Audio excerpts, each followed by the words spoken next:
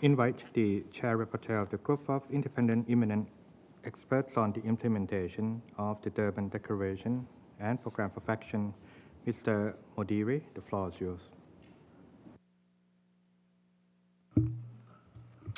Thank you very much, Mr. Chairperson, Excellencies and distinguished delegates. It is an honor to address you today on behalf of the Group of Independent Eminent Experts on the implementation of the Durban Declaration and Program of Action. The group continues to regard the DDPA as the most comprehensive and forward-looking framework for guiding states in their efforts to achieve racial equality and racial justice, particularly in the implementation of the International Convention on the Elimination of All Forms of Racial Discrimination. The 219 paragraphs of the Durban Declaration and Program of Action serve to complement and enrich the core provisions of ICERD, especially its 7 key articles, which form the foundation for understanding, addressing, and ultimately eliminating racial discrimination in all its forms. It is in this sense that the DDPA must be seen as a global blueprint and call to action for a world free of racism.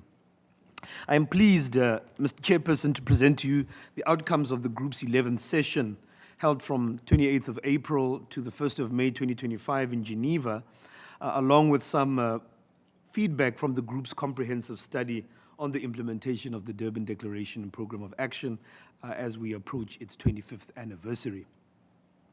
During the 11th session of the Group, 3 thematic discussions were held. First, a thematic discussion on racism against Asians and people of Asian descent. 2, a series of sessions on monitoring the implementation of the DDPA through data and indicators. And thirdly, a session on racism as the root cause and consequence of armed conflict. We, as we usually do, also informally met with regional groups of states, OHCHR staff, and importantly, members of civil society. During the thematic discussion on Asians and people of Asian descent, it was noted that this was the first UN thematic discussion focused on this group. Participants emphasized the difficulty of developing a clear and inclusive definition of Asians and people of Asian descent in the DDPA and other human rights instruments. This, together with the diversity of the region, undermines effective advocacy. It is stressed that a more intersectional and transnational approach to combating racism is needed, taking into consideration caste, colonial legacies, geography, and economic disparities across the region. During these discussions, it was also highlighted that systems and processes of securitization, where policy issues such as migration, health, or climate change, among others, are portrayed predominantly as security threats, eroded trust between Asian communities and government institutions, stoking social divisions and encouraging vigilantism, online hate, and mainstreamed acceptance of anti-Asian xenophobia. Recommendations on this thematic area were several. They included the need for a comprehensive study on Asians and people of Asian descent within the context of the DDPA, with inputs from communities, civil society, national human rights bodies, states, and other UN actors. Another recommendation related to the need for an OHCHR fellowship program for Asians and people of Asian descent, aligned with the existing fellowship for people of African descent. Another recommendation related to the need for a general recommendation on Asians and people of Asian descent by the Committee on the Elimination of Racial Discrimination.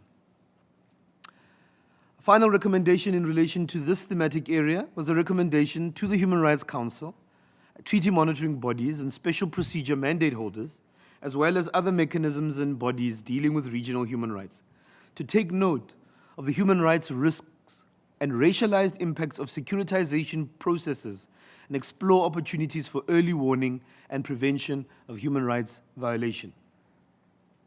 During our second thematic discussion on monitoring the implementation of the DDPA, we emphasized the importance of disaggregated consent-based data to monitor racial inequality, as well as to monitor the effectiveness of anti-racism measures.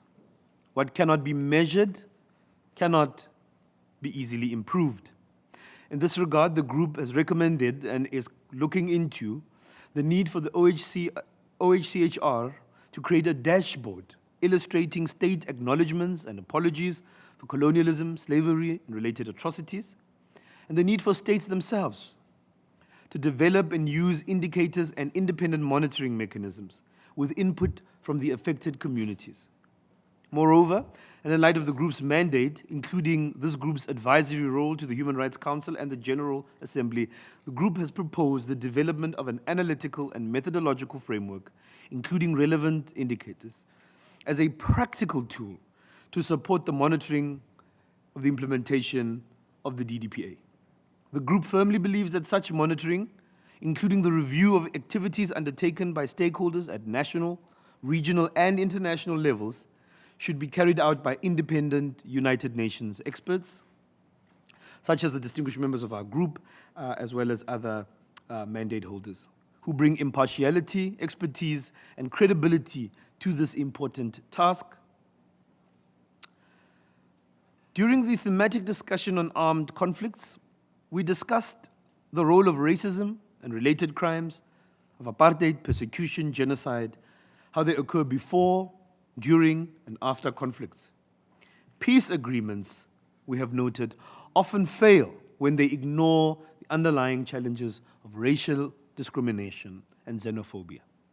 In this regard, we have recommended that in relation to questions of armed conflict, that peace agreements, whether temporary or long-term, should prohibit and address racism and racial discrimination, that effective remedies must include action to recognize and address international crimes, in particular crimes against humanity, that are derived from or related to racism, racial discrimination, xenophobia, and related intolerance. This is important to recognize how many crimes against humanity are rooted in racism. We have also recommended the need to include anti-racism advisors and experts in all Human Rights Council investigative bodies dealing with armed conflicts around the world. Mr. Chairperson, I now wish to move to the group's comprehensive study on the implementation of the DDPA. The study supports the commemorations of 60 years of ICERT in 2025 and 25 years of the DDPA in 2026. Though limited by time and resources, the study reviewed DDPA implementation at national, regional, and international levels and considered the study to be only an initial step towards enhancing the implementation of the Durban Declaration and Programme of Action, as there are challenges beyond those that are covered in the study. In short, the study, through the report, made several recommendations. At national level, the group has recommended that states should formally acknowledge and apologize for slavery, colonialism, apartheid, and genocide, where those are part of the history of that society. To include the DDPA references in all anti-racism measures and national reports to UN treaty monitoring bodies, and to establish independent monitoring mechanisms with civil society participation. All of this will require additional financial resources. At regional levels, the group has recommended that regional bodies should adopt measures in line with the DDPA, and most importantly, make references to the DDPA in their anti-racism work.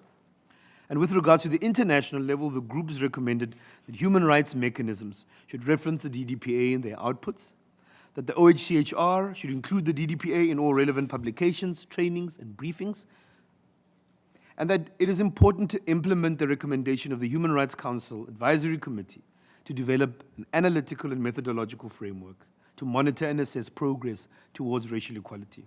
Finally, the group recommended at an international level the need to expand the UN's internal anti-racism strategy to include external programming as seen in successful UN strategies on gender, youth, and disability.